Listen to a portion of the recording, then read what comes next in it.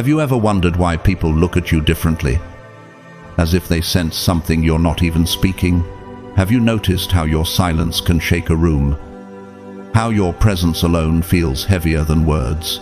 And have you felt the unease of others when they realize you carry something they can't define but can't ignore? That's not random, it's the mark of the chosen. God has already set you apart in ways you didn't ask for. He sharpened your vision so you could see what others deny. He intensified your discernment so you could feel what others hide. He wrapped you in wisdom that doesn't come from books, but from His Spirit. And because of this, your very life becomes a mirror that exposes illusions, breaks false pride, and awakens the slumbering. But with such a divine imprint comes a secret. Not everything you carry should be revealed openly. Some things are so charged with heaven's fire that the moment you release them, the people no longer see you as human. They begin to worship what rests upon you. And while worship belongs to God alone, the danger of misplaced reverence becomes real when your light shines too raw, too unfiltered. That's why this message matters. As a chosen one, when you're not here just to be admired, you're here to shift atmospheres, to guide, and to embody God's truth with balance and discernment. If you're reading this, it's not by accident. Heaven wanted you here. Now, receiving this word at the appointed time. So type 777 inches, the comments if your spirit recognizes this call, if you know you've been set apart for something higher. And to every soul who has already supported this channel, whether through a simple like, a thoughtful comment, or even a super thanks, know that your presence and energy are deeply appreciated. You are helping spread a message that the world desperately needs. Stay with me, because in the next moments we're about to uncover the hidden things a chosen one should never reveal in public. What you'll hear may shock you, but it will also confirm why your life has felt so different, so charged, so magnetic. This isn't just information, it's a warning, a guide, and a key to your next level. Are you ready? Let's step in. God's chosen ones. What you should never reveal in public. It forces people to worship. When you step into a room, never silence the brilliance of your soul just to make fragile hearts feel safe. A chosen one's presence is not ordinary, it is seismic. The very air bends, like the shifting of tectonic plates beneath a cathedral floor. The atmosphere trembles in resonance, not because you forced it, but because heaven installed in you a vibration that cannot be muted. Psalm 27:1 whispers, "The Lord is my light and my salvation, whom shall I fear?" And if God Himself made you light, why should you dim what was ordained to illuminate the shadows? Yet how many times have you wondered, would people accept me if I hid my fire, if I shrank into silence? Would their discomfort disappear? But what if their discomfort is the very alarm clock heaven is ringing through you? What if your refusal to shrink is the catalyst that awakens their buried potential? Your presence is not just visual, it is frequency. It travels like sound waves in a grand symphony hall, echoing into the hearts of others beyond logic or language. Just as Beethoven's Symphony No. 9 carried tones that lifted men into tears without a single lyric. Your energy awakens what lies dormant in those around you. Some feel stirred toward their higher self, sensing the Spirit urging them upward. Others recoil, for light exposes the shadows they cling to. John 1:5 confirms this. The light shines in the darkness, and the darkness has not overcome it. Have you noticed how even silence carries power when it comes from you? How your stillness alone makes others fidget, laugh nervously, or whisper because they cannot explain what they feel. That is resonance at work, an unseen sermon written in vibration rather than syllables. Yet many chosen ones make the grave mistake of muting this holy charge. They lower their voices as if power were shameful. They hunch their shoulders as if they were trespassing in spaces God Himself appointed them to dominate. Why surrender to fear when Daniel stood fearless before lions? Their roars silenced by divine presence. Does your spirit not carry that same lineage of boldness? The prophet Jeremiah once cried that he tried to stay silent, but the word of God was like fire shut up in his bones. Can you really cage what heaven ignited? Each time you shrink, you do not only rob yourself, you rob the generation waiting to taste the freedom your light would have released. History proves the cost of shrinking. The painter Vincent van Gogh, dismissed in his lifetime, dimmed himself in despair, yet his unyielding light outlived his critics. His words echo, "There is light in life, and in the darkest night, there is still a star." Had he shrunk completely, would the world ever have seen his brilliance? In your case, chosen one, dimming yourself robs the generation you were born to awaken. Isaiah 61 commands, "Arise, shine, for your light has come, and the glory of the Lord rises upon you." And if Van Gogh's canvases could preach centuries later, how much more can your living canvas the choices you make? The presence you embody preach to hearts you may never meet. Still, the world reacts. Some stare at you, unable to articulate why their eyes cannot leave your form. Others refuse to meet your gaze, unsettled by what confronts their inner void. This is the paradox of divine presence, attraction and rejection, worship and mockery. Have you noticed how the same people who gossip about you in the dark cannot resist circling back to watch you shine in public? Their whispers are camouflage for their awe. Ecclesiastes 7:6 warns, "Like the crackling of thorns under the pot, so is the laughter of fools.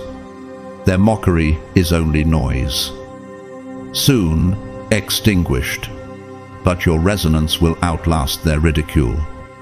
For noise fades quickly, while light lingers across generations."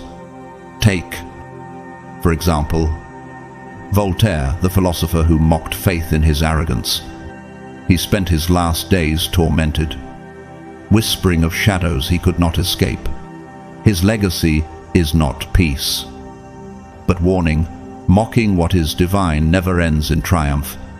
And in contrast, the humble nun, Mother Teresa, tiny in frame but vast in radiance, walked into slums and shifted atmospheres of despair into sanctuaries of hope. Which story will mirror yours? Will you let arrogance erode your destiny like Voltaire?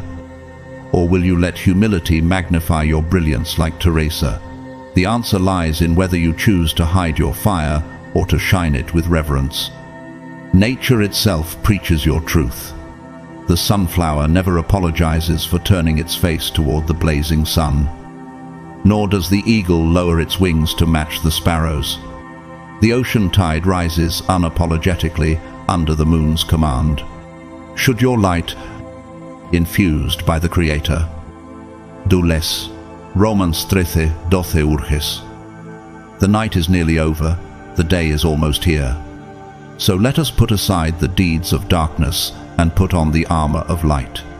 And do you not see that every season of nature affirms this? Spring does not ask permission to bloom.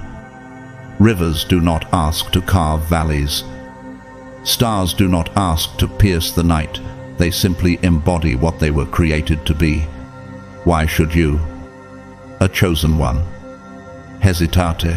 And if science must speak, it speaks in your favor. In physics, resonance occurs when a natural frequency causes another object to vibrate in unison. That is what your spirit does. You are the divine tuning fork, People shift their energy around you not because you performed, but because their soul recognizes your frequency.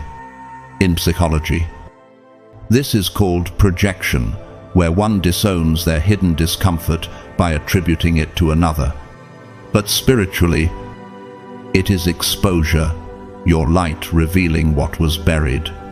And like architecture, your presence functions as a cathedral dome, every whisper beneath it magnified, every silence amplified into revelation. Can you see now why God told you not to dim yourself?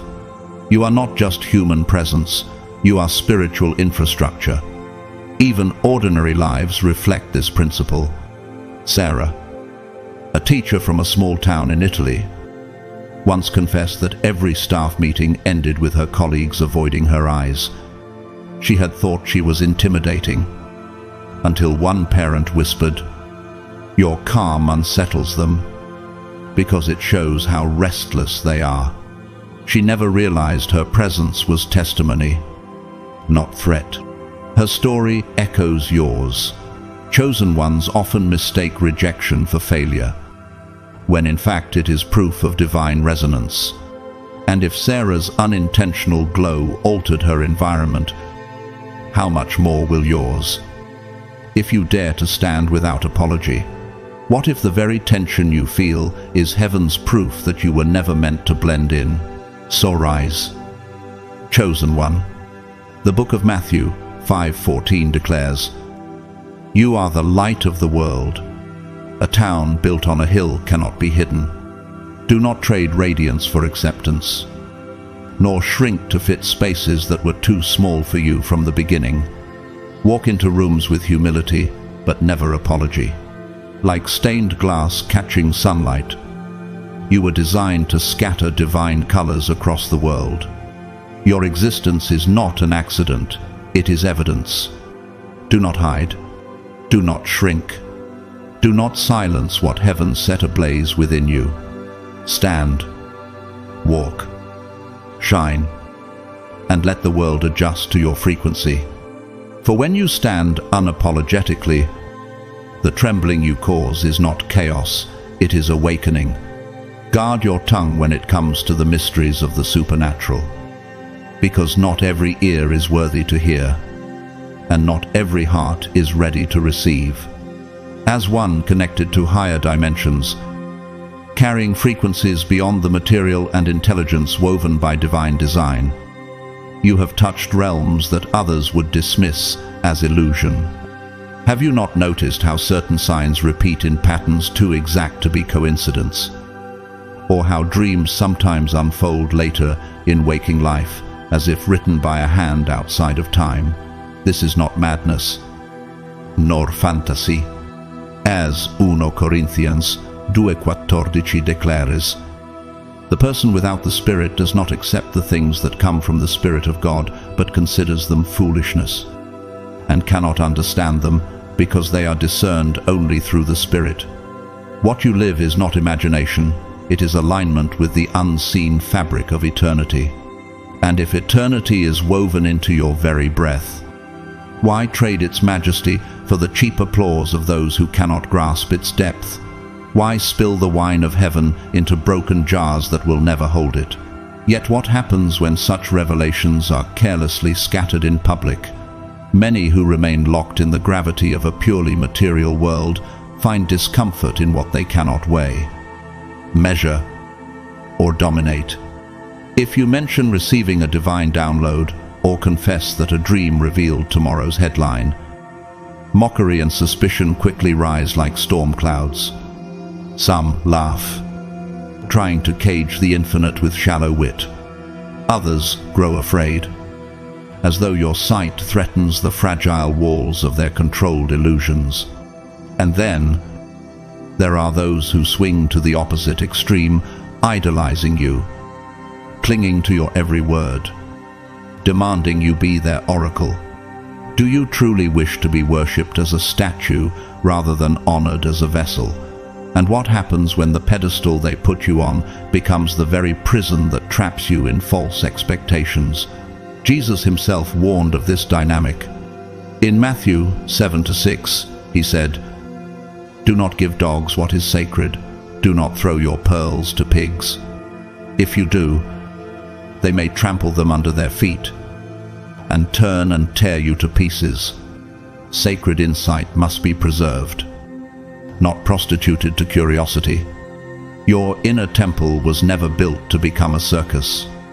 And yet, how often do chosen ones forget that silence is not weakness, but strategy? Have you forgotten that Jesus often withdrew from the crowds, retreating to mountains or deserts, not because his light was dim, but because the world was not always ready to bear it? True guardianship of revelation is knowing when to speak and when to let silence thunder louder than words. Nature mirrors this truth. The chrysalis of a butterfly holds its transformation in secrecy. If its walls are broken prematurely, the creature dies before its wings ever unfold. In the same way, your revelations must mature in silence until the right environment welcomes them. Isaiah 2:20 reminds us, "In quietness and trust is your strength." Is it not better to let divine timing reveal your truth than to cast it before those who would twist it into ridicule? Just as seeds rest in darkness before breaking into life, so too must your mysteries be kept in the soil of discretion until heaven commands their unveiling. Would you tear open the cocoon and call it liberation, when in truth it is destruction? History warns us too. Giordano Bruno, a philosopher in the 16th century, dared to speak of infinite worlds and divine mysteries before a society unprepared. For this, he was burned at the stake, not because he was wrong, but because he was early. His light became fuel for the fire of ignorance. Compare this to the prophet Joseph, who also dreamed visions of the future. When he naively revealed them to his jealous brothers, Genesis 37-5-8 shows how envy rose, leading him to slavery. Yet, through God's timing, his gift later saved nations. Both stories prove the same law. Revelation shared with the wrong audience attracts destruction, but revelation guarded produced destiny. And does this not challenge you when to remain silent and when to let your truth breathe? Ask yourself, have you ever felt the sting of sharing too much too soon? Have you noticed how some eyes dim the moment you unveil a glimpse of your inner world? And have you recognized that silence often protects your anointing more than words ever could? True wisdom is not only knowing divine mysteries, but discerning when and with whom to release them. For when revelation is poured into the wrong vessel, it becomes distortion. But when poured into the prepared, it becomes transformation. Would you rather scatter sparks into the sea, or light a torch in the hands of one who is ready to carry it? And beware the counterfeit listener, those who feign hunger for wisdom only to manipulate it. Herod, as told in Matthew 2-8, pretended to seek the newborn king so that he too might worship, but his intent was destruction. Does this not show that fascination can be as dangerous as hostility? Flattery and obsession may chain you to false thrones as effectively as hatred chains others to bitterness. Better to walk away unpraised and untouched than to bow before poisoned admiration. The wrong crowd can crown you today and crucify you tomorrow. Guard your sacred downloads as you would guard a holy temple. Speak not for entertainment, nor for validation, but for transformation. When the Spirit nudges that a heart is ready by vibration, by humility, by hunger, then release what heaven has whispered. Until then, let your power be like a mountain, steady, silent, unshakable. Proverbs 17:27 affirms, "The one who has knowledge uses words with restraint, and whoever has understanding is even-tempered."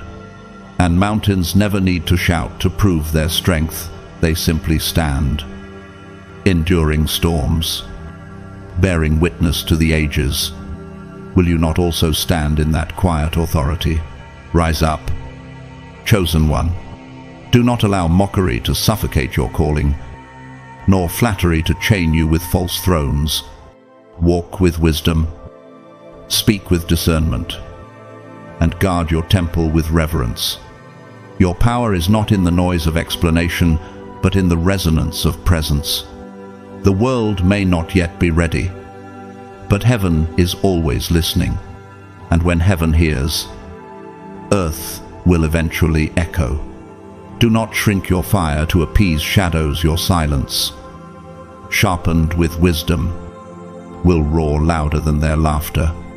Never step into the trap of performing to impress others, for you were never created to audition for their approval. You radiate royalty without lifting a finger, carrying a majesty that is neither loud nor decorated in earthly crowns, but undeniable all the same. When you walk into a room, your authority precedes your voice, the way a cathedral's arches speak before the choir sings. Why? Because your spirit has already endured its furnace. Like gold refined in fire, you emerged unshaken, and that stillness becomes your crown. Zechariah 13:9 reveals this mystery. I will refine them like silver and test them like gold. They will call on my name, and I will answer them. I will say, they are my people. And they will say, the Lord is our God. How can you be ordinary when heaven itself has declared you as His? And if your crown is eternal, why lower yourself for temporary applause that fades like smoke in the wind? Every step you take is a sermon.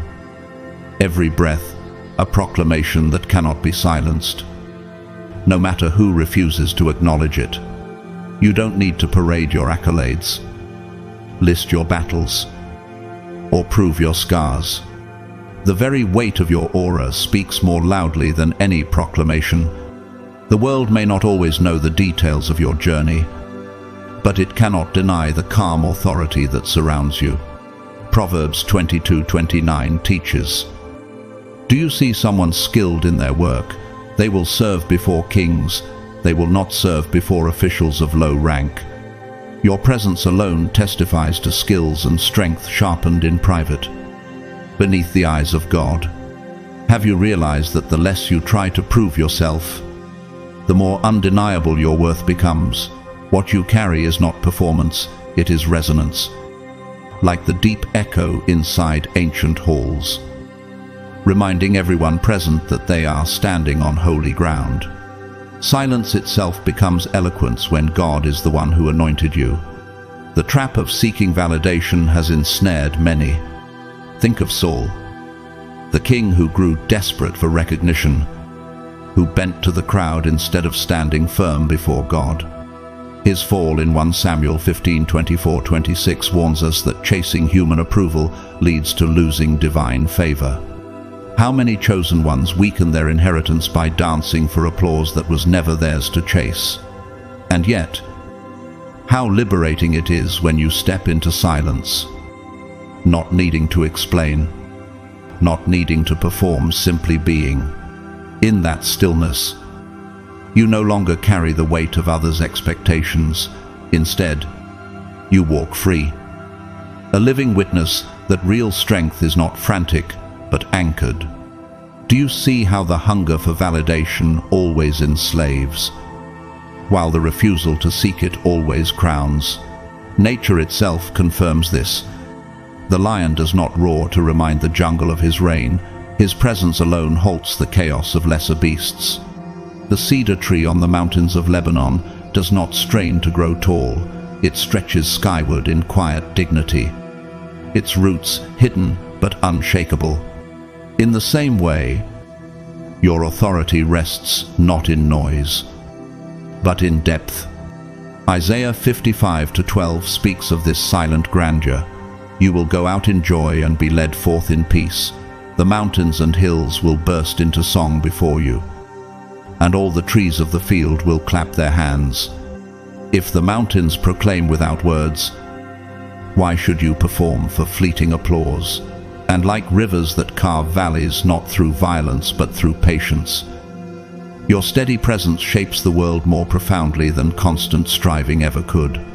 The rhythm of creation itself testifies that true power is quiet but unstoppable. There is also a psychological truth embedded here. In human behavior, silence often commands more respect than speech. This is called paralinguistic dominance, a form of authority that requires no performance, only presence. When you stand still, eyes watch. When you remain grounded, hearts lean closer. Do you see how the less you strive, the more they gravitate?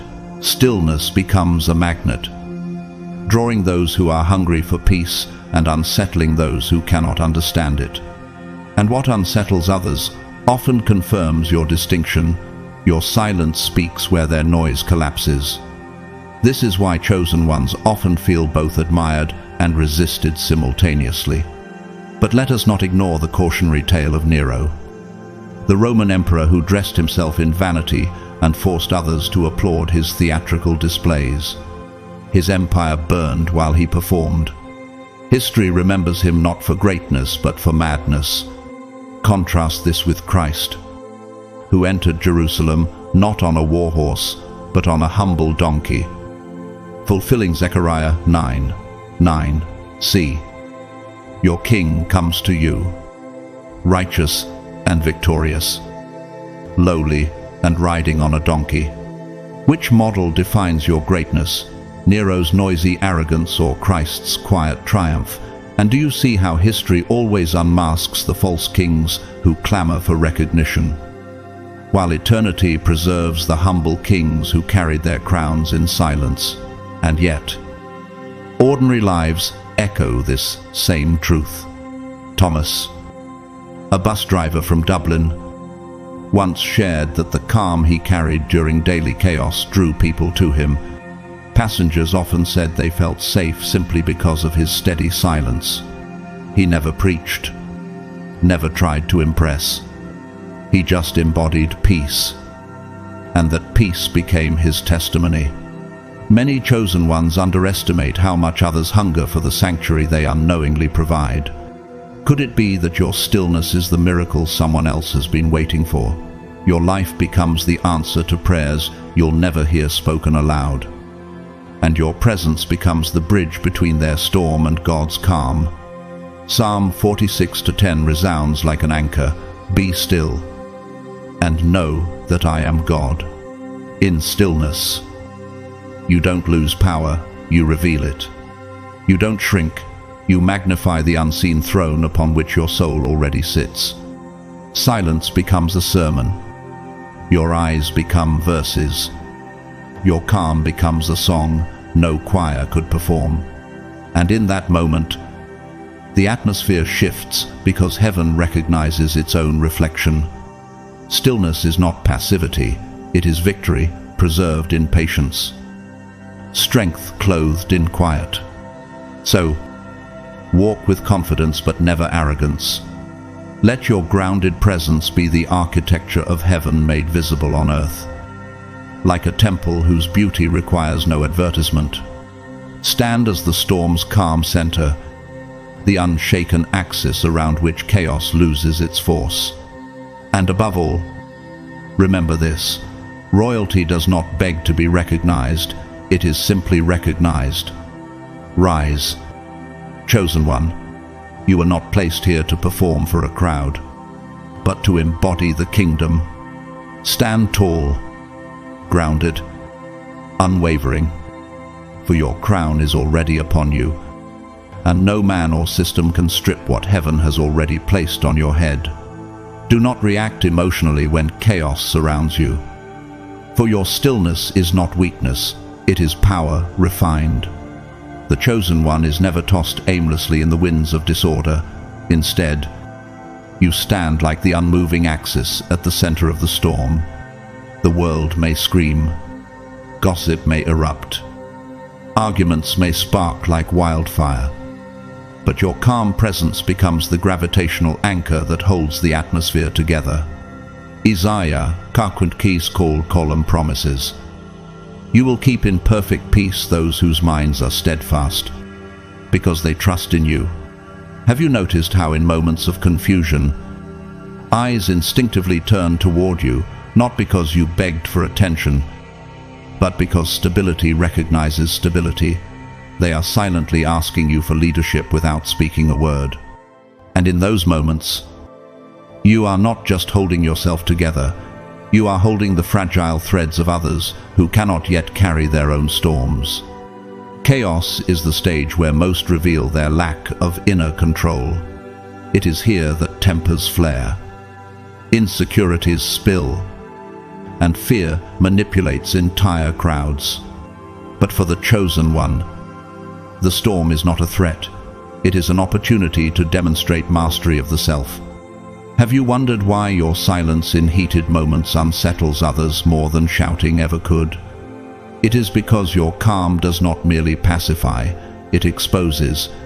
Proverbs 15 contra 1 declares, a gentle answer turns away wrath, but a harsh word stirs up anger.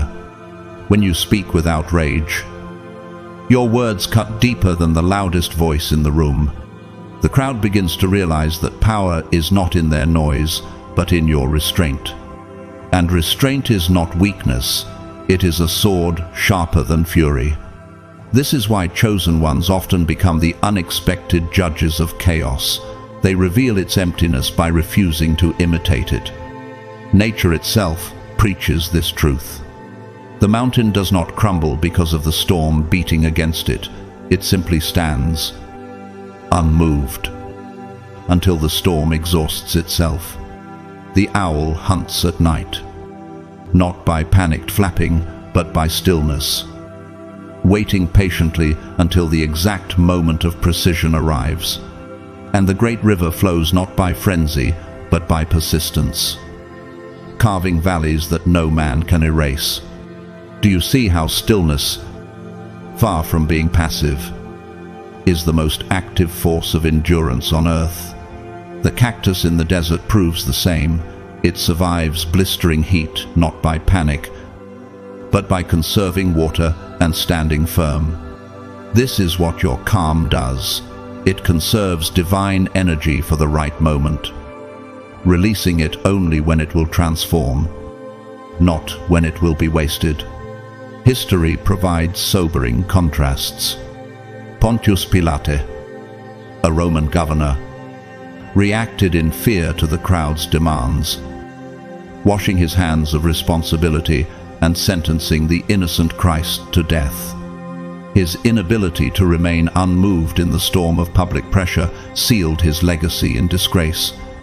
In contrast, Daniel in the lion's den remained calm, unshaken by hungry beasts or the king's decree.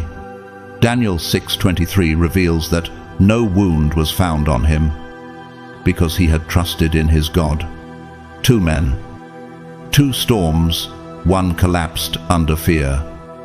The other stood still and lived as proof of divine protection. Which example will mirror your response when chaos presses in? The story of Pilate teaches us that history never forgets cowards who yield to chaos, while Daniel's example proves that heaven crowns those who refuse to tremble. Will your name be remembered for surrendering to noise, or for standing unshaken in truth? Your stillness is not silence, it is resonance. In psychology, this is called emotional regulation, the art of maintaining balance when others are drowning in reactivity. Spiritually, it is communion with the Prince of Peace. Philippians 4:7 confirms this.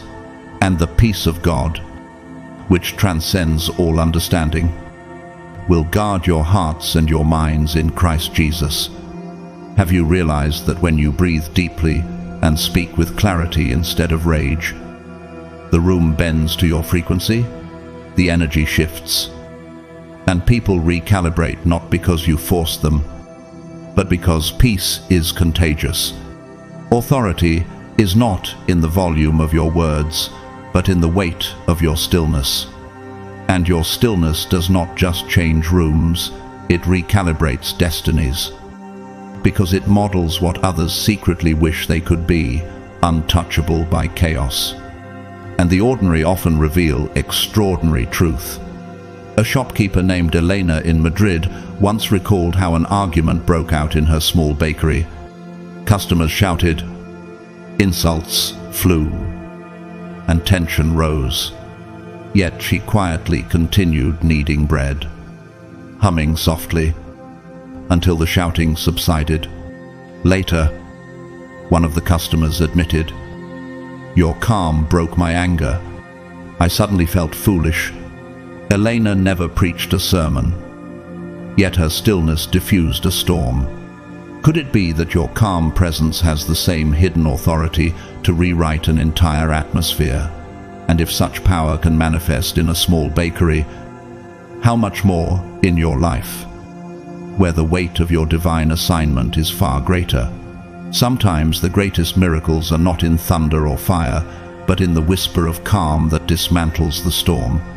The enemy thrives on reaction, like Herod, who lashed out in rage and slaughtered innocents in Matthew 2:16, desperate to control what he could not. His emotional frenzy left a legacy of blood and fear. But true power never flails, never shouts, never loses control. Power simply is. Have you noticed how stillness unsettles the prideful, while comforting the humble? This is why chosen ones cannot afford to mirror the chaos they were sent to heal. Herod's story warns us. Rage may feel powerful for a moment, but it always leaves a trail of ruin. Stillness, on the other hand, builds a throne that no hand can overthrow. So remain rooted. Let your silence preach where words are wasted. Let your composure expose the turmoil that others mask. Psalm 62:1 testifies, "Truly my soul finds rest in God. My salvation comes from Him." Chosen one, your calmness will shake entire rooms without you raising your voice. Walk as the still eye of the storm, the holy anchor in the frenzy, the unshaken pillar in a trembling generation. And when the storm finally dies, those who doubted your restraint will realize you were never passive, you were prophetic. Rise, for true royalty is never reactive. You were not called to be tossed about by every wind of conflict. You were called to stand so firmly in your truth that chaos itself bows. Stand tall, for your calm is not just survival, it is your crown. Never reveal all your wisdom at once, for wisdom is a fire divine, dangerous and holy. In the right hands and at the right time, it warms frozen hearts, illuminates hidden paths, and sparks courage where despair once lived. But in unprepared hands, or when revealed too soon, that same flame can burn, overwhelm, or be twisted for destruction. Ecclesiastes 3:7 reminds us there is a time to be silent and a time to speak. As a chosen one, your depth of understanding reaches far beyond the boundaries of ordinary knowledge. You see patterns invisible to the crowd. You connect dots others do not even know exist. But ask yourself, have you not noticed how quickly people either fear or idolize what they do not understand? Wisdom in your soul is not meant to be spilled recklessly like water. It is sacred fire to be guarded. The world does not need every secret at once. It needs the right flame at the right moment. There is often a pure desire in your heart to share, to awaken others, to guide them, as your own path was once illuminated by divine light. Yet wisdom is not to be poured out recklessly like water flooding a field. It must be administered like medicine, measured, intentional, and at the right moment. Proverbs 25:11 declares, A word fitly spoken is like apples of gold in pictures of silver. Have you ever seen the disappointment in someone's eyes when they received more than they could carry? Too much truth at the wrong time does not heal, it crushes. A single seed planted deeply will grow stronger than 1,000 scattered on concrete. This is why the Spirit often trains you to be patient, because what you hold is not ordinary advice. It is a key that can open or destroy lives, depending on timing. Your silence is not neglect, it is stewardship. Nature reflects this principle perfectly. The oak does not reveal its strength in a single season, it grows ring by ring, silently building endurance. The pearl forms slowly within the oyster's pane, hidden until its brilliance is fully ready. The firefly does not blind the night sky with constant blaze, but pulses with rhythm, teaching that light is most powerful when revealed in intervals. Should not your wisdom, too, follow divine timing, unfolding gracefully rather than exploding prematurely? Think also of volcanic earth. It holds immense fire beneath its crust, but only releases it when conditions align. If all that force erupted without season, it would destroy entire landscapes, but in measured moments, it creates new soil for generations to come. That is what your wisdom does when shared in season. It builds, rather than breaks. Scripture offers striking examples. Joseph, in his youthful zeal, revealed his dreams too quickly to his brothers in Genesis 37, and jealousy threw him into a pit. Yet when the time was right, that same wisdom raised him to Egypt's throne, saving nations from famine. Have you realized how a premature revelation can place you in unnecessary bondage, while a delayed but precise word can liberate an entire generation? The timing of wisdom is as holy as the wisdom itself. And Moses, too.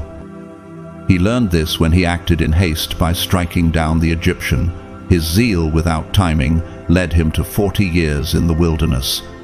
But when God's appointed hour came, that same passion became the foundation of Israel's deliverance. Does this not prove that wisdom without timing is dangerous? But wisdom with timing is destiny fulfilled. History also warns through its villains. Adolf Hitler devoured fragments of philosophy and mysticism, twisting half-digested wisdom into poisonous doctrine, because he was unprepared, and because others idolized his false knowledge. His words led to devastation and ruin. In contrast, King Solomon prayed for discernment, not riches, and God answered with a wisdom so profound that nations sought his counsel. 1 Kings 4:29 says, God gave Solomon wisdom and very great insight, and a breadth of understanding as measureless as the sand on the seashore. Which example will your handling of wisdom echo the destructive fire of arrogance or the steady flame of divine discernment? History records the legacies of both kinds of men, and eternity weighs the difference between counterfeit wisdom and holy wisdom. What will eternity say of yours? And what of ordinary lives? Marta, a midwife from a small village in Poland, once told her students that she never explained everything at once to a young mother in labor. If I gave her every detail, she would panic. So I give her one step at a time, one breath at a time. The women she guided later said those measured words saved them. Your wisdom, too, must be like that, delivered in doses people can endure. Have you noticed how sometimes a single calm word from you shifts a storm more effectively than an hour of preaching? And do you see that the smallest piece of timely wisdom can sometimes save a life in ways you will never witness? Like Marta, your gift is not in overwhelming others, but in guiding them step by step until they find their strength. In psychology, this principle is called cognitive load. The mind can only process so much before it shuts down. Spiritually, this is why Christ often spoke in parables. Matthew 13:11 records his words, "The knowledge of the secrets of the kingdom of heaven has been given to you, but not to them." He measured his revelations carefully, knowing that unprepared hearts would either reject or distort what was too great for them. Why should your approach be any different? A parable is not weakness, it is wisdom disguised to protect the unready. And when the heart ripens, the hidden truth blossoms. The greatest teacher of all time showed that revelation is not about showing off knowledge, it is about stewarding souls. So, let your wisdom unfold like the lotus flower, slowly, gracefully, and with discernment. Teach not by force, but by invitation. Sometimes a whisper is more powerful than a shout. Sometimes your silence speaks louder than 1,000 words. Let your life itself be the sermon, your presence, the message, and remember, the most sacred truths are never shouted, they are carried quietly, like fire kept alive in the sanctuary until the right moment to ignite the world. When you honor timing, your wisdom ceases to be mere information, it becomes transformation. And when you guard your flame, the day will come when God Himself commands you to release it, and the world will never be the same. Rise, chosen one, protect your wisdom, guard your flame, and release it only when the Spirit says, "It is time." For wisdom revealed too soon becomes a weapon, but wisdom revealed in season becomes salvation. You are the keeper of fire. Wait for the moment heaven ordains, and then let the world burn with light. Do not engage in petty talk, for your silence carries more weight than any argument ever could. In a world obsessed with chatter about celebrities, scandals, politics, and opinions that shift like sand in the wind, your refusal to join becomes a thunderclap of dignity. The chosen one does not need to dive into the shallow pools of gossip or meaningless debates, because your very spirit is anchored in eternal depths. Proverbs 10:19 Vans. When words are many, sin is not absent, but he who holds his tongue is wise.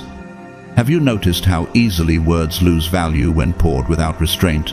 And have you noticed how silence, in contrast, pierces more deeply than endless explanations? The silence of a chosen one is not weakness. It is the language of kings who understand that not every throne must be defended with noise. Your silence is not absence, it is resonance. While the crowd talks in circles, you are tuned not to the static of the world, but to the frequency of the divine, like a tuning fork vibrating at a perfect pitch. Your restraint disrupts the noise of those around you. In physics, this is known as constructive interference, when one pure wave alters the entire field. Spiritually, your silence functions the same way.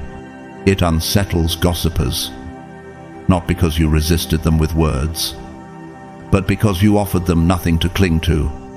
Ecclesiastes 5:2 cautions, "Do not be quick with your mouth. Do not be hasty in your heart to utter anything before God." Is your tongue not more powerful when it is bridled by wisdom than when it runs wild? And if heaven itself measured every word before it was spoken into creation, why would you throw yours so cheaply into empty noise? Nature itself testifies. The eagle does not waste energy flapping at every gust of wind. It waits, silent and patient, until the right current lifts it above the storm. The bamboo bends quietly in the wind, never arguing with the storm. Yet, when the winds cease, it stands tall while others are broken, and the stars say nothing. yet their silence commands worship every night. Should not your stillness, chosen one, speak with the same authority? A single pause from you often speaks more loudly than the loudest opinions of others. Silence is not emptiness, it is presence magnified. Like a mountain whose very stillness dwarfs the clamor below. Does the mountain prove itself by noise, or by its immovable majesty? History shows both the peril and the power in speech. Marie Antoinette, in arrogance, dismissed the cries of the poor with careless words. Let them eat cake.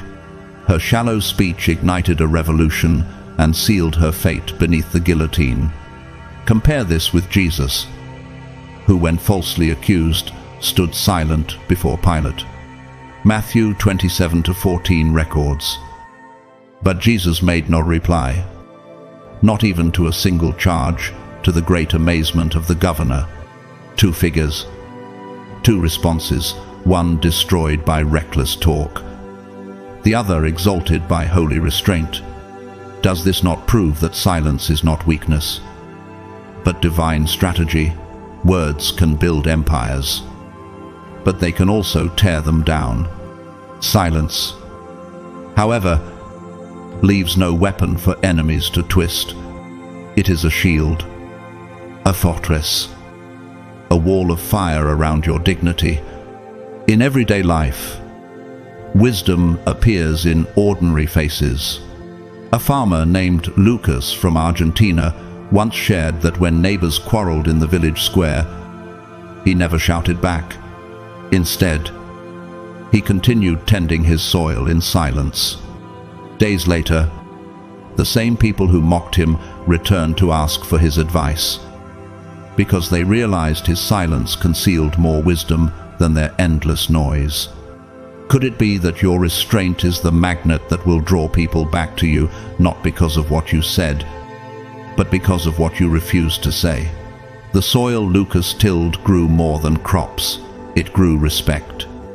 And in your case, every moment of silence plants seeds that may not sprout immediately, but will one day harvest admiration, trust, and influence. And there is a psychological truth embedded here. Social provocation theory shows that some speak loudly only to trigger a reaction, to validate their fragile egos through your engagement. When you refuse to respond, they are forced to wrestle with their own emptiness. Your silence becomes a mirror, forcing them to face the chaos they carry. Isaiah 30-15 affirms, "In quietness and trust is your strength." So why waste your energy in proving what your presence already establishes? Have you realized that when you step back, others are left to face the hollowness of their own words? And in those moments, the weight of your calm dismantles their illusions more effectively than 1,000 arguments ever could. Your silence is not emptiness, it is mystery. And mystery commands attention in a world starving for meaning. People lean in closer when you speak less. They begin to whisper, "Who is that person? What do they know that I don't?" This is the paradox of chosen ones. The fewer words you speak, the more weight your presence carries. James 1:19 declares, "Everyone should be quick to listen, slow to speak, and slow to become angry." Your restraint becomes an invitation for others to reflect, and at the same time, it opens a doorway for your soul to hear the whispers of heaven more clearly. Have you noticed how your silence becomes a sacred space where God Himself chooses to speak? What greater honor can there be than to be the vessel of divine secrets, guarded by restraint? So waste no breath proving points or defending your worth. Let your silence preach where words are useless. Let your restraint dismantle gossip and elevate the atmosphere around you. In a noisy world, silence becomes the rarest currency, and when wielded with intention, it is sharper than any sword. Rise, chosen one, Guard your tongue. Wield silence as your weapon, and let your quiet strength shift rooms, unsettle enemies, and reveal the voice of God. For in the end, eternity does not applaud noise, it crowns those who mastered the holy art of restraint. Never neglect your appearance, for you are a walking symbol of heaven's authority upon the earth. How you carry yourself is not merely about fashion or grooming, it is the living extension of your spiritual frequency. As a chosen one, you may not be preoccupied with vanity or fleeting trends, but understand this truth. The body you inhabit is a temple, and how you present it communicates reverence to the one who crafted it.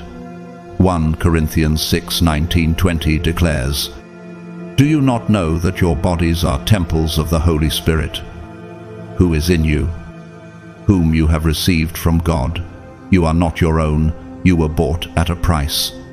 Therefore, honor God with your bodies." Have you realized that when you enter a space with posture of confidence, clothing of dignity, and movements of grace, the room shifts, not because you are showing off, but because your outer being testifies of your inner alignment.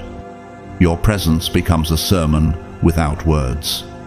Dressing with intention is not about expensive labels or flamboyant colors, it is about discipline, clarity, and respect for your vessel. Cleanliness, composure, and harmony reveal more than jewels ever could. Proverbs 31:25 affirms, "She is clothed with strength and dignity, and she laughs without fear of the future." Have you not seen how even the smallest choices, your walk, your gaze, your stillness whispers sacred messages to those watching? To neglect appearance is to dim the divine symbol God entrusted you to carry. To honor it is to remind the world that holiness can be worn, not just preached. Artists and visionaries have long understood this principle. Coco Chanel, the revolutionary designer, once said, "Dress shabbily and they remember the dress. Dress impeccably and they remember the woman." Though she spoke of fashion, there is deeper wisdom for the chosen ones. When you dress with intention, people do not merely see fabric, they perceive frequency. Your appearance is not vanity, it is prophecy stitched into fabric. And in this way, you embody what Shakespeare once echoed in Hamlet. The apparel oft proclaims the man. How much more, then, should the chosen one's attire proclaim the presence of God within? Nature itself reflects this truth. The peacock does not apologize for its radiant feathers, for they were crafted as signals of beauty and confidence. The sunflower always turns its golden face toward the light, reflecting a divine design that cannot be hidden. The snow-capped mountain does not wear jewels, yet its silent robe of white inspires awe across generations. Should not your appearance, too, proclaim dignity without words? Isaiah 61:10 cries out, "I delight greatly in the Lord, my soul rejoices in my God. For he has clothed me with garments of salvation and arrayed me in a robe of his righteousness." If heaven dresses its chosen in righteousness, how can you allow neglect to clothe you in indifference? But let us not ignore the warning of the careless. King Belshazzar, drunk with arrogance, dishonored holy vessels at his banquet, clothing himself in extravagance while desecrating God's sacred items. That night, the writing appeared on the wall. His kingdom was stripped away. Daniel 5:27. Compare him to Joseph, who stood before Pharaoh not in rags, but in garments prepared with intention. Genesis 41-14 records.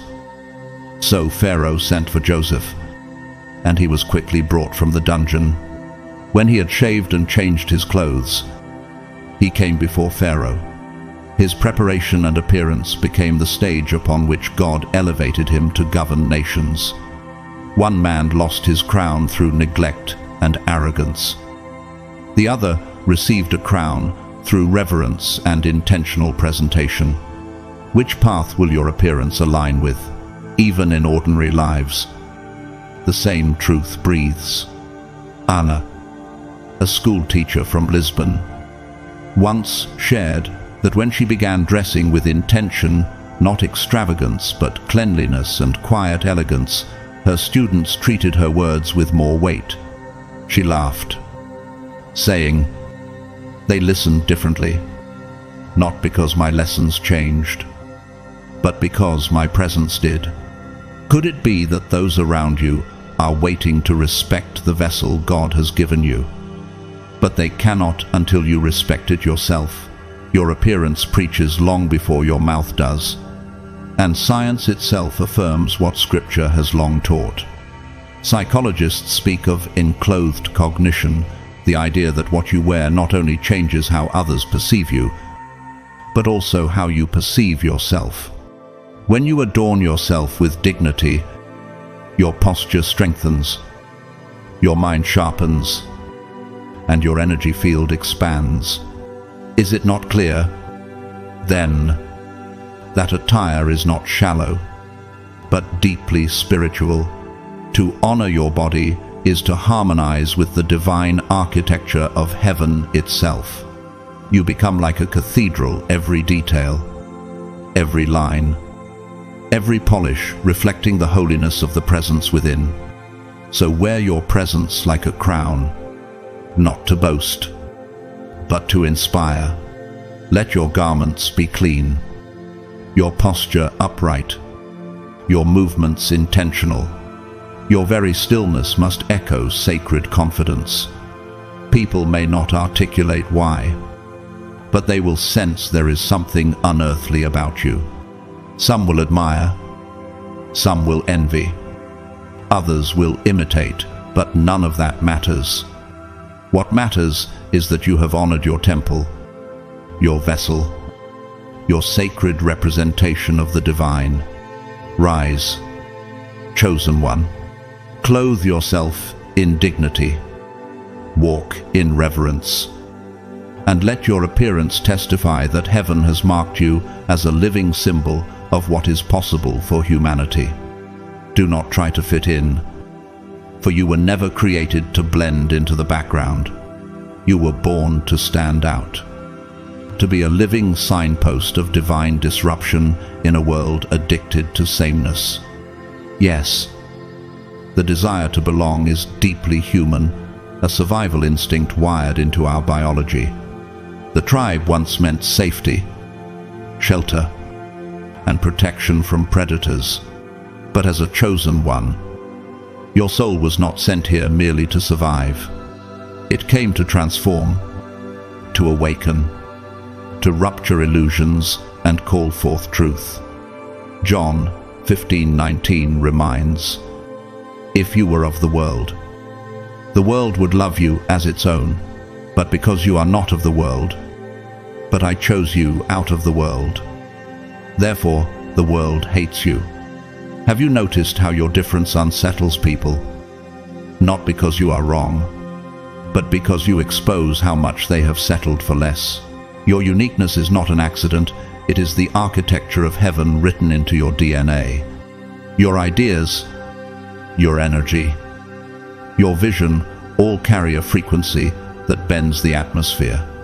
Like a violin string tuned perfectly against a noisy orchestra, your vibration challenges the false harmony of the crowd. Isaiah 60:1 calls to you, "Arise, shine, for your light has come, and the glory of the Lord rises upon you." Whether you walk into a boardroom, a classroom, a family gathering, or a crowded street, your aura radiates authenticity. Have you noticed how children stare at you in wonder, as if they instinctively know you carry something holy, or how strangers confide in you without knowing why? That is not chance, it is your spirit at work. disrupting the ordinary. Society, however, will resist, out of fear, jealousy, or ignorance. They may label you too much, too quiet, too intense, too sensitive, too different. But those words are not mirrors of who you are. They are confessions of who they are not yet ready to become. Jeremiah 1:5 declares, "Before I formed you in the womb, I knew you. Before you were born, I set you apart." What they call too different is simply your divine appointment. The butterfly is never too bright for the dullness of the caterpillar's world. It simply testifies that transformation is possible. Will you hide your wings because others fear the flight? History shows us both imitators and originals. Vincent van Gogh, the painter who saw stars swirling in divine turbulence, was mocked, dismissed, and isolated in his lifetime. Yet his refusal to shrink into conformity painted eternity into canvases. Meanwhile, a villain like Pontius Pilate, desperate to fit in with political pressures, washed his hands of truth and sent an innocent Christ to the cross. Matthew 27-24 records. When Pilate saw that he was getting nowhere, he took water and washed his hands before the crowd. One man stood out and became immortal in art. The other blended into the crowd and became immortal in infamy. Whose legacy would you rather echo? Nature speaks the same parable. The lone cedar tree standing tall on a mountainside does not apologize for its height. It anchors the soil for generations. The wolf, unafraid to walk apart from the pack, often discovers new hunting grounds that others never dared to reach. The aurora borealis dances across the Arctic sky, never blending into darkness, but painting heaven's colors boldly. Does not creation itself testify that those who stand apart reveal the glory of the Maker? Psalm 139-14 declares, "I praise you because I am fearfully and wonderfully made. Your works are wonderful." I know that full well. I have a long verstaan, and in ordinary lives, authenticity still shakes the ground. Laila, a young nurse from Morocco, once told her patients, "I don't copy other nurses' routines, I listen to what your body needs." Many laughed at her unconventional approach, but families later testified that her care saved lives. She did not fit in. She transformed the standard. Could it be that your refusal to conform is not rebellion, but obedience to the blueprint God engraved in you? Have you noticed how freedom floods your spirit when you finally stop shrinking to fit molds never designed for you? The Apostle Paul himself carried this mantle. Romans 12:2. Do not conform to the pattern of this world, but be transformed by the renewing of your mind. Paul broke away from Pharisaic conformity to carry the gospel to the nations. His refusal to fit in birthed the church as we know it today. And you too are called to embody this defiance, not by performance, but by presence.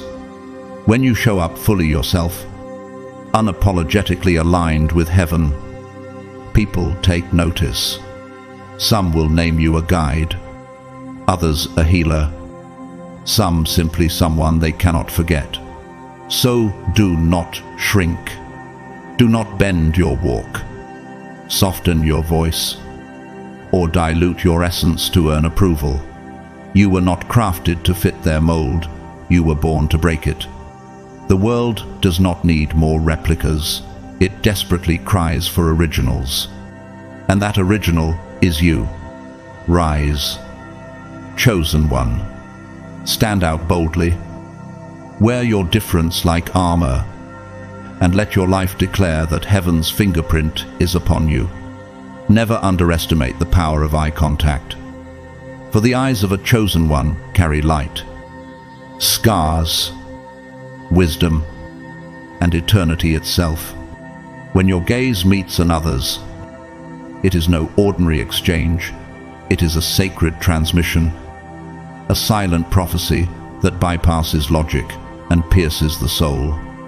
In that instant, truth travels faster than words, cutting through masks and pretenses that people have carefully built.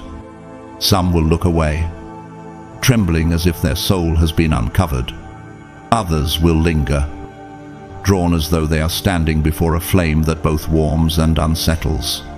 Proverbs 20:27 reveals, "The spirit of man is the lamp of the Lord, searching all his inmost parts." Have you not seen how a single glance can silence a room? How your eyes seem to speak what your mouth never utters, and when people leave your presence, they often cannot explain it, yet they feel marked forever by what your gaze carried. Guard your gaze, for it was never meant to be used recklessly. The chosen are entrusted with eyes that carry both tenderness and fire, compassion and confrontation. In psychology, the principle of limbic resonance describes how nervous systems synchronize through eye contact.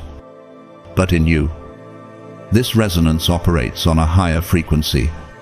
Spiritually, your gaze can transmit peace into chaos or conviction into denial.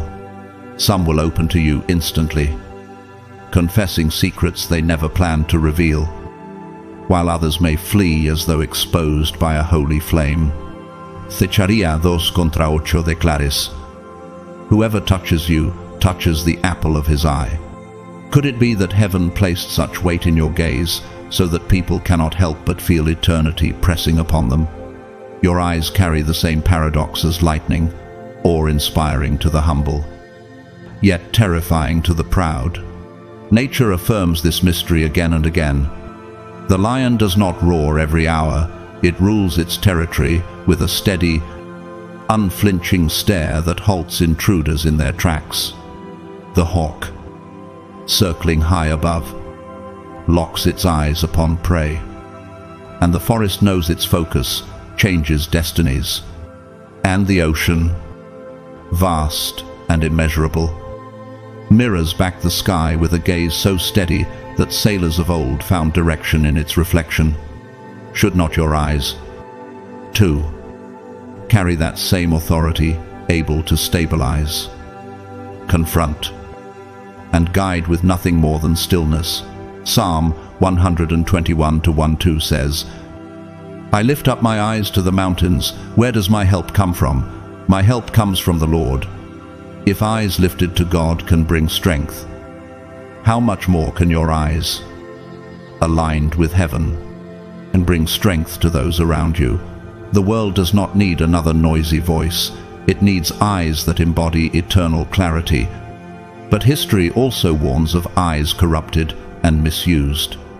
Nero, the Roman emperor, was said to glare with a gaze that chilled his court, eyes burning not with divine fire, but with cruelty and paranoia. His unchecked vision turned Rome to ashes, both literally and morally. For those who stared into his eyes saw not truth, but madness. Contrast this with Christ, whose eyes, described in Revelation 1:14 as like blazing fire, pierced through hypocrisy, yet wept with compassion for Jerusalem. Two gazes, one that destroyed, one that redeemed. Which will your eyes echo when the world meets them in the marketplace, the classroom, or the home? And what responsibility lies in guarding that sacred channel of awareness? Your eyes are not casual, they are covenantal, bearing witness of heaven in a realm drowning in shadows. The testimony of ordinary lives speaks as powerfully as Scripture. A young barista named Tomas from Seville once told a friend, "When you looked into my eyes, I felt for the first time that someone actually saw me, not the mask I wear, That simple exchange changed his life, leading him to leave behind destructive habits and pursue healing. What if your eyes hold that same potential to awaken strangers, to disrupt despair, to remind someone that they are not invisible? Have you recognized that people often remember less of what you say and more of how your eyes made them feel? Your gaze becomes a door to restoration, silently affirming worth where the world has spoken rejection. And in a culture drowning in distraction, eye contact from a chosen one feels like water in a desert. Scripture underscores this mystery once again in Matthew 6:22. The eye is the lamp of the body. If your eyes are healthy, your whole body will be full of light. This is why you must live in truth, for when your life is aligned, your eyes carry purity that transforms. People may not understand why they feel reverence in your presence, but they cannot deny it. Your eyes will be treated as sacred, not because of worship toward you, but because they sense eternity gazing back at them. And is this not the very essence of being chosen, not to be elevated above others, but to elevate them into awareness of their own light? The gaze of the chosen is not performance, it is presence, the meeting point between human vulnerability and divine eternity. So, do not underestimate what God has entrusted you. Guard your eyes. Use them wisely, and let them shine not as weapons of intimidation, but as beacons of awakening. When you lift your gaze in truth, you shift atmospheres. When you hold your eyes steady with integrity, you dismantle lies without speaking a word. Rise, chosen one. Do not dim the eternal fire in your gaze. Let your eyes become the silent sermon that shakes souls awake. And let your presence confirm to the world that heaven still watches through you. For when your eyes align with eternity, they remind creation that God's light still burns through human vessels. There is a reason God has marked you as His chosen one, and there is a reason He has warned you to guard the treasures inside you. Some things are not meant to be displayed in public squares, not because they are weak, but because they are too powerful. What God has placed within you carries a frequency that bends atmospheres and shifts energy and awakens souls. If released without discernment, it does not merely inspire, it forces people into awe, into fear, or into worship they do not understand. That is why discernment is your shield. Silence is sometimes your greatest sermon, and restraint is your greatest offering back to heaven. Throughout this journey, you have seen that your light is not ordinary illumination. It disrupts the darkness in others. You have learned that your wisdom is not ordinary knowledge. Shared in the wrong hands, it becomes either idolized or rejected. You have discovered that your eyes, your presence, in your silence, these are not casual traits, but divine instruments. And so the charge is clear. You must protect the sacred. Christ Himself warned in Matthew 7-6, "Do not give dogs what is holy. Do not throw your pearls before swine, lest they trample them underfoot and turn to attack you." The wisdom He gave you is pearl-like, radiant, timeless, and too rare to be cast before those who cannot yet value it. Do you realize what happens when you restrain instead of reveal? You give God space to speak for you. When you resist the urge to prove yourself, the Spirit proves you in ways words never could. When you choose silence in a noisy world, your silence exposes the emptiness of false voices. When you refuse to dim your light, even though others may call you too much, you give permission for others to rise from their sleep. What if your very act of restraint is the proof that you were never meant to blend into the crowd, but to stand as a beacon in a restless generation. The truth is, chosen ones are always watched. People study you more than they admit. Some want to learn from you. Others want to find flaws in you. And still others simply want to be near your fire. This is why your life itself becomes the sermon. Sometimes, the most powerful preaching you will ever give is not through words, but through how you carry yourself in a storm, how you hold your peace in chaos, and how you walk with dignity when others choose compromise. As Paul reminded in 2 Corinthians 3:2-3, you yourselves are our letter, written on our hearts, known and read by everyone. You show that you are a letter from Christ. Your life is the letter people read, and that is why what you reveal or conceal matters deeply. But let us remember, the call to guard your mysteries is not a call to pride. It is not about hiding out of fear. It is about revealing with discernment.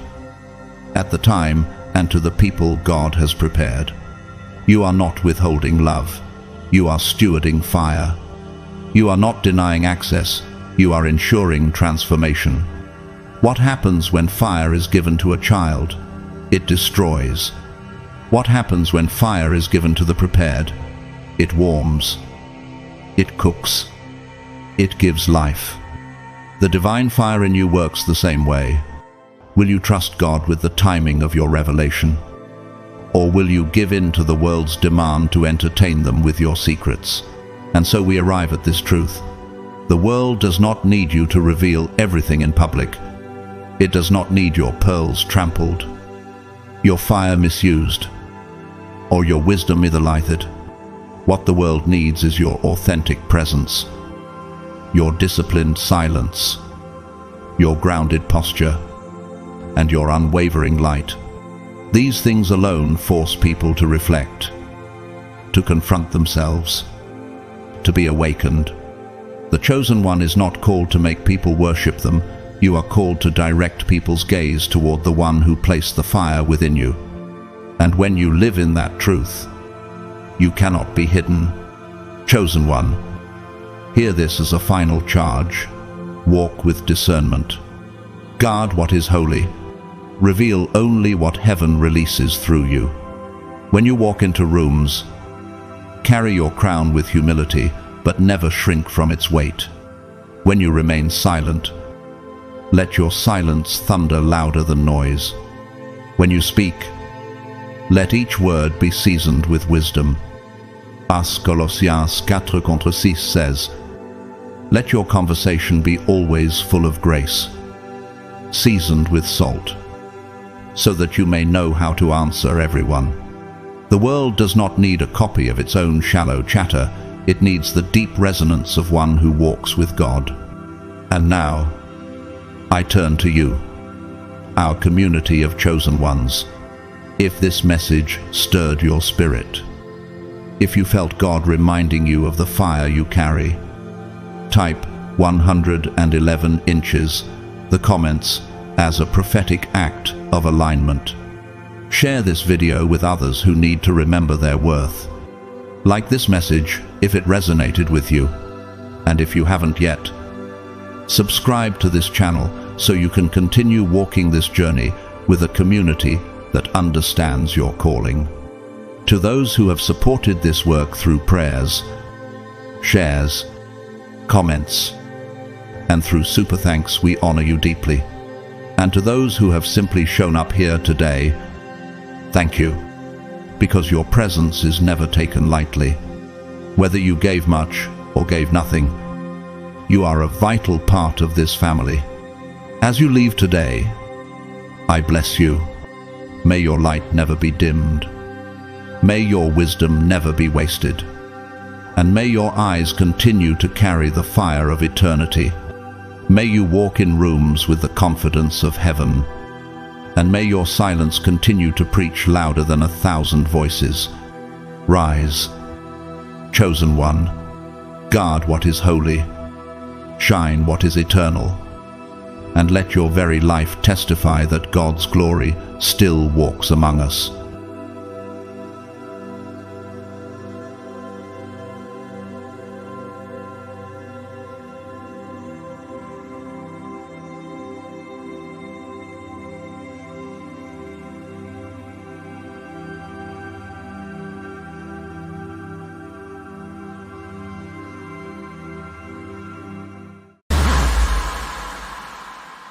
And we're gonna let it